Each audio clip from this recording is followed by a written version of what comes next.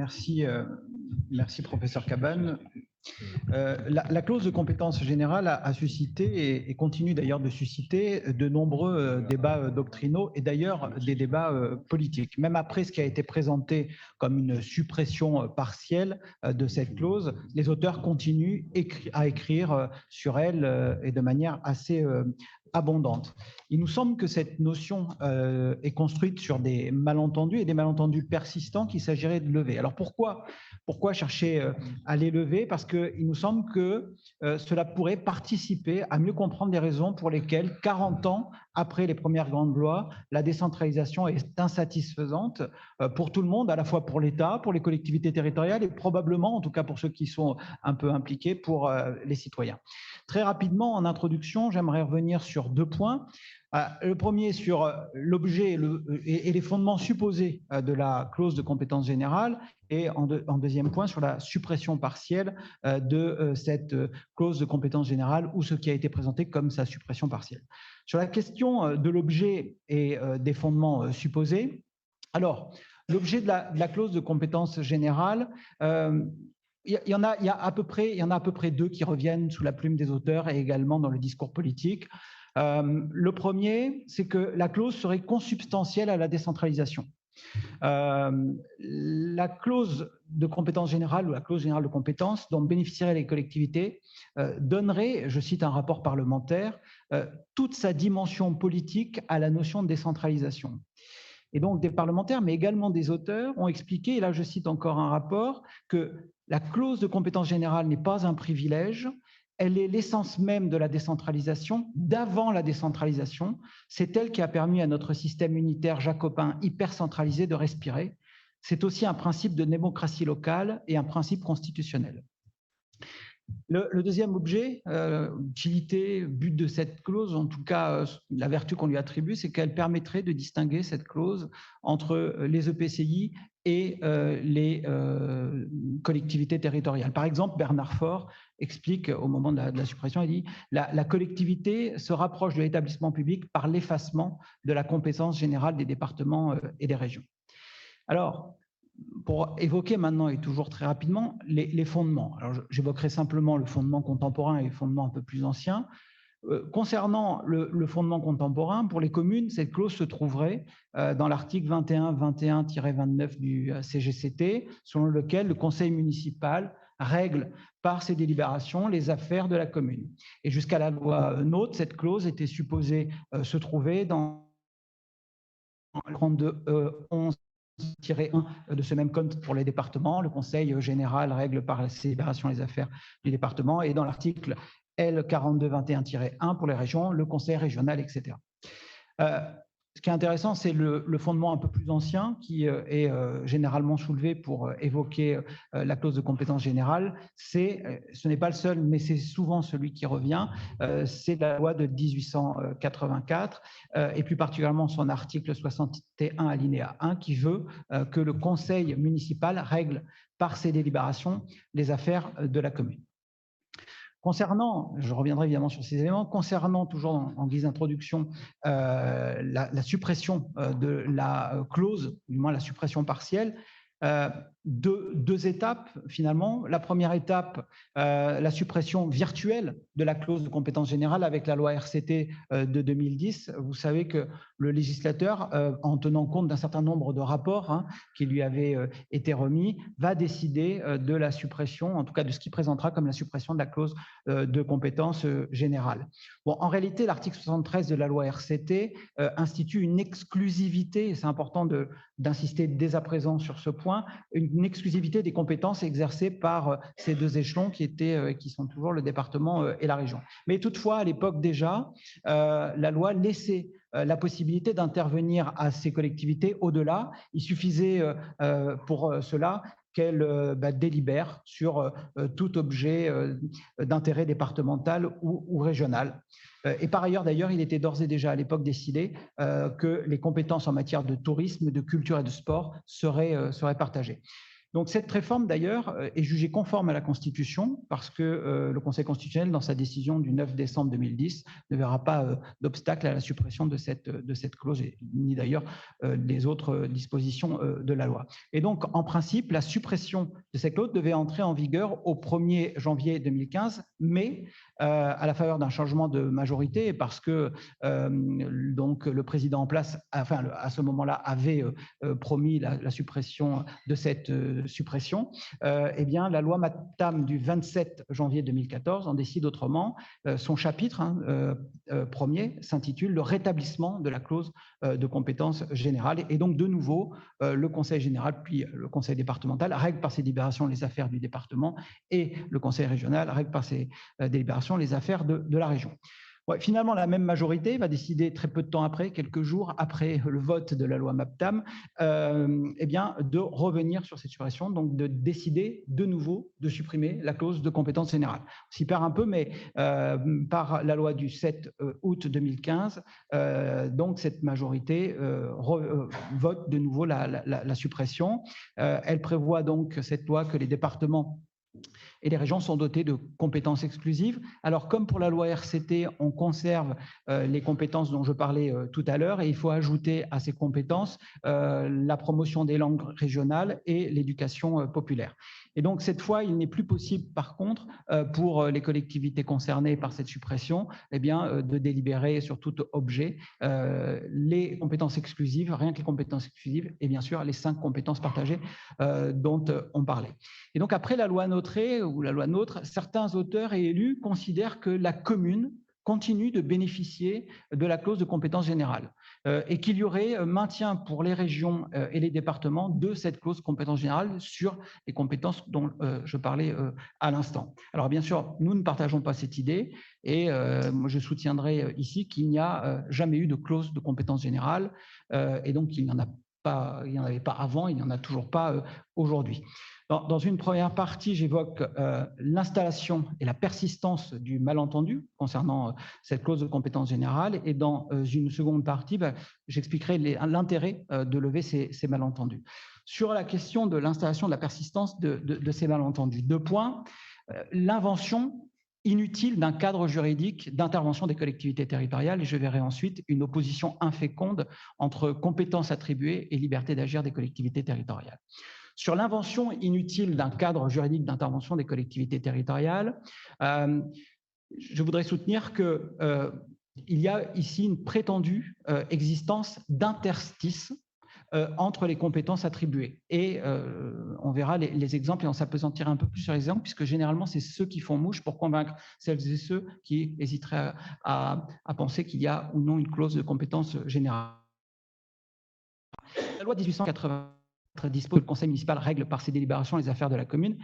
Elle ne fait rien, selon moi, elle ne fait rien d'autre que de rappeler que la collectivité dispose d'une certaine liberté pour gérer ses affaires locales. Mais elle ne dit aucunement que la commune a le pouvoir de définir le cadre de cette liberté. D'ailleurs, le reste de la loi de 1884 prévoit un certain nombre d'affaires locales dont les communes doivent se saisir, j'y reviendrai. Plusieurs auteurs prétendent qu'il manque certaines compétences pourtant naturelles aux collectivités, et selon eux, c'est cette carence que la clause de compétence générale vient corriger.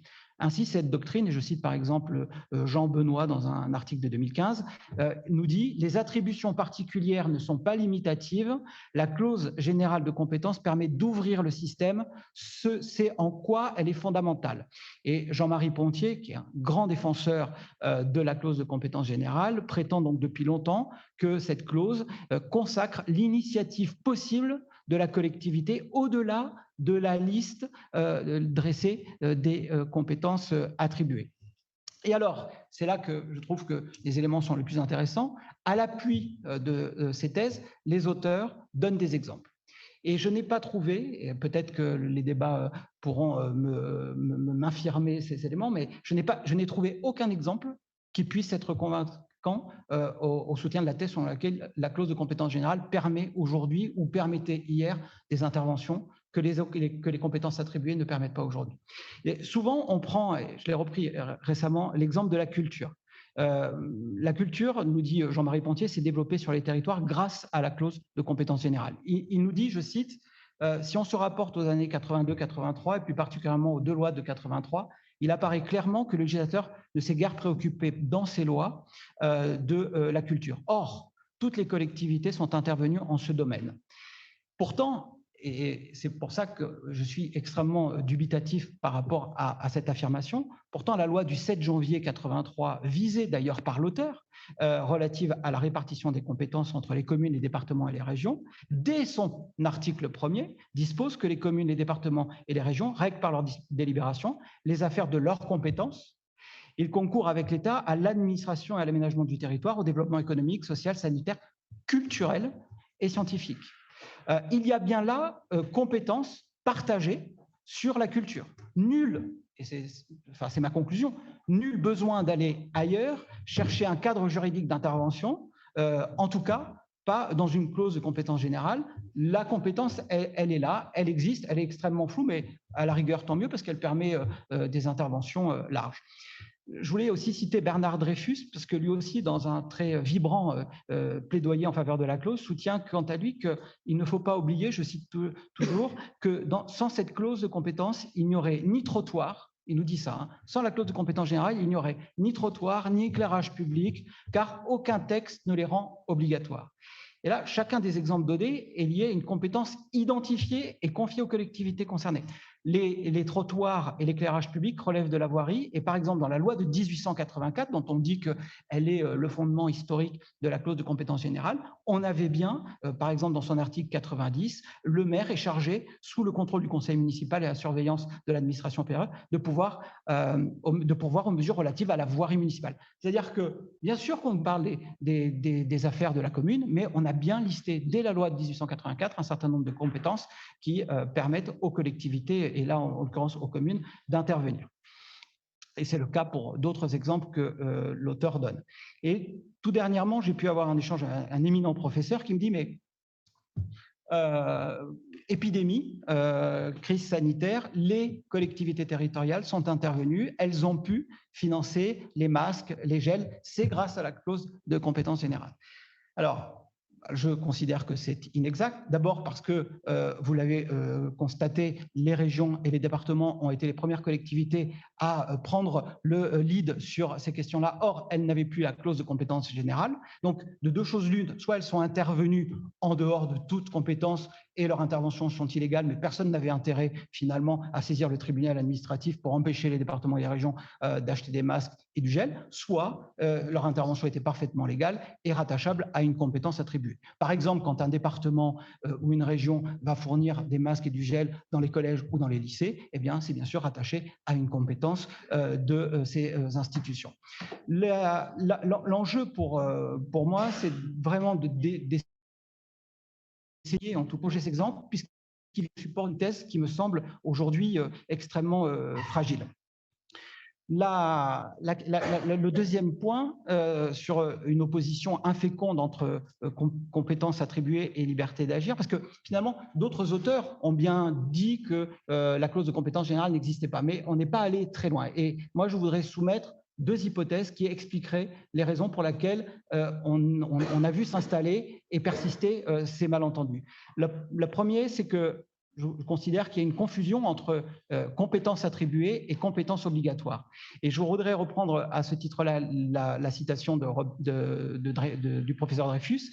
Il ne faut pas oublier, nous dit-il, que sans cette clause de compétence générale, il n'y aurait ni trottoir ni éclairage public, car aucun texte ne les rend obligatoires. Donc en réalité, le professeur Dreyfus oppose, comme d'autres auteurs et comme de nombreux élus, oppose clause de compétence générale et compétence obligatoire. Pourtant, les champs des compétences sont tellement larges qu'ils n'indiquent pas précisément à la collectivité ce qu'elle doit faire. Il y a des compétences obligatoires, sont considérées, en fait, moi, ce que je soutiens, c'est que ce que la loi parfois d'ailleurs désigne comme des compétences obligatoires n'induit absolument pas ni automaticité, ni prescriptibilité. On pourrait venir sur des exemples, mais je raccourcis l'intervention.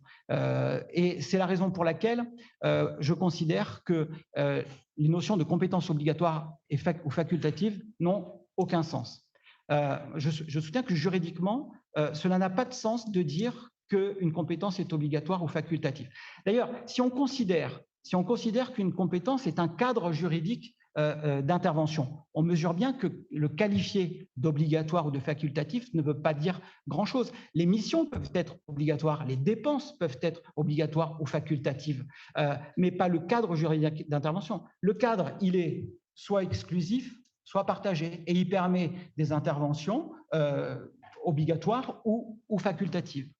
Et ce qui est intéressant, c'est que sous la plume d'un certain nombre d'auteurs, il semble qu'il y ait une confusion entre compétences obligatoires et liberté d'agir des collectivités territoriales. Donc la commune, selon moi, ne jouit pas aujourd'hui de plus de clauses de compétences générales que les autres collectivités. Il se trouve simplement qu'elle continue à bénéficier de compétences qui ont été supprimées pour d'autres collectivités. Autrement dit, elle peut agir non pas en vertu d'une quelconque clause de compétence générale, mais au titre de ses compétences partagées.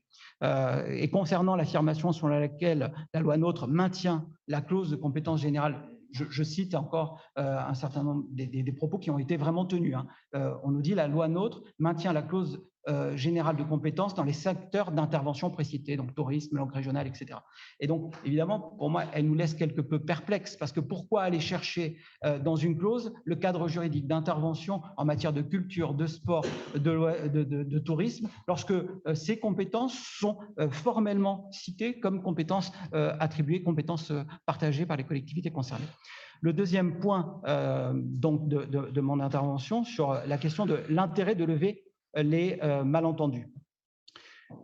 Deux sous-parties encore. Le périmètre juridique d'intervention des collectivités territoriales n'est pas aujourd'hui le problème majeur de la libre administration des collectivités territoriales. Je sais que ça fait beaucoup réfléchir et beaucoup écrire les auteurs et notamment les juristes. Je considère que ce n'est pas le point le plus décisif et que l'enjeu, deuxième sous-partie, c'est de distinguer le pouvoir d'agir et la liberté d'agir des collectivités territoriales.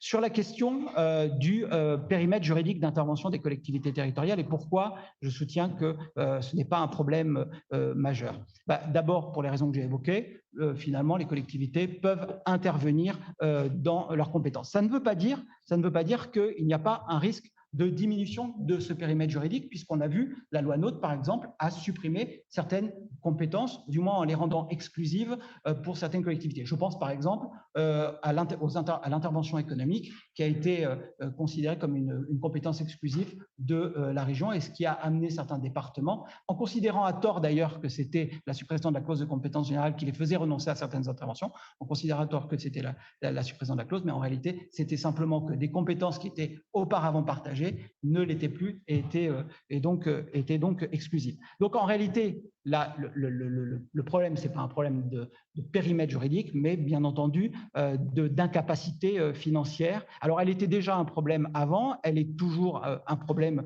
aujourd'hui. Alors là encore, on en parlait un peu ce matin, on comprend que ce n'est pas le sujet avec lequel le juriste est le plus à l'aise, puisqu'on rentre dans la technique financière, mais il nous semble que le vrai problème donc, est que dans le cas des compétences attribuées, de plus en plus de dépenses contraintes sont à constater et donc de moins en moins de possibilités pour les collectivités territoriales de décider de leur intervention. Et je termine sur ce point. L'enjeu est, selon moi, de distinguer le pouvoir d'agir et la liberté d'agir des collectivités territoriales. Et en quelque sorte, il s'agit d'éviter, si jamais on s'intéressait à la recherche en la matière, d'éviter un nouveau malentendu. Pouvoir d'agir et liberté d'agir ne peuvent pas être confondus parce que ce n'est pas parce que les collectivités territoriales agissent, dépensent, qu'elles dépensent librement. Tout à l'heure, Michel Bouvier appelait à une instance de régulation, de discussion entre les collectivités territoriales. Je ne sais pas si ça fait de moi un humaniste, mais en tout cas, j'y suis absolument favorable également parce que l'enjeu, c'est véritablement, de mon point de vue, non pas de savoir si l'autonomie financière, c'est une part des ressources propres dans les ressources totales, mais bien de savoir si dans les dépenses des collectivités territoriales, quelle est la part dans les dépenses des collectivités territoriales de dépenses qui sont librement décidées par elles, des dépenses qui sont finalement contraintes, comme le disait Michel Bouvier. J'en parlais un petit peu à la pause avec Robert Herzog, et il me disait à très juste titre, mais ça veut dire qu'il faut rentrer dans le concret, qu'il faut être pragmatique et qu'il faut rentrer dans les chiffres. et je reboucle un peu avec le débat qu'on a eu ce matin, je suis absolument d'accord. Il faudra être probablement, comment dire, envisager la recherche si jamais on allait là-dessus, mais j'ai cru comprendre dans l'intervention de Michel Bouvier qu'il y avait peut-être aussi des pistes de recherche là-dessus, eh bien qu'on mette un peu, pardon de l'expression un peu triviale, les mains dans le cambouis. Merci.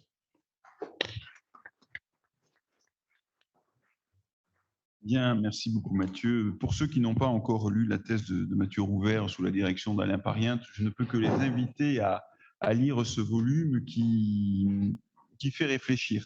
Alors, Mathieu, juste une ou deux choses à propos de votre intervention. C'est un petit peu un choc parce que beaucoup d'hommes politiques ont dit que la situation catastrophique des collectivités territoriales était, donc catastrophique d'un point de vue financier, était en partie due à la clause générale de compétence. Les collectivités s'en seraient servies pour faire un petit peu n'importe quoi. Et toi, subitement, tu nous dis que bah non, en fait, cette vieille dame n'existe pas. C'est un faux prétexte. Et tu as sans doute raison, puisque tu as travaillé sur la question. Alors, il y a peut-être un sujet de réflexion qui serait intéressant pour un historien. On avait déjà eu l'occasion d'échanger dessus il y a quelques jours. Peut-être qu'en 1884, il y avait vraiment une clause générale de compétences, j'en sais rien. Peut-être qu'en 1884, les compétences entre les collectivités, déjà il y avait moins de collectivités puisqu'il n'y avait pas les régions, mais peut-être qu'en 1884, il y avait un jeu de distribution de compétences qui était moins développé, parce qu'on n'avait peut-être pas pensé à certaines, et peut-être qu'à l'époque, il y avait des zones blanches, j'en sais rien, qui auraient pu, je vois que Robert dit non, qui auraient permis aux collectivités territoriales, aux communes et aux départements d'intervenir, j'en sais rien. Toujours est-il que, voilà, dans ta démonstration, tu nous montres que cette clause n'a pas lieu d'être ou n'est pas une bonne justification pour certaines activités ou certaines interventions des collectivités territoriales. Et c'est vraiment quelque chose je dirais, d'enthousiasmant parce que ça secoue un petit peu ce à quoi on pense d'habitude.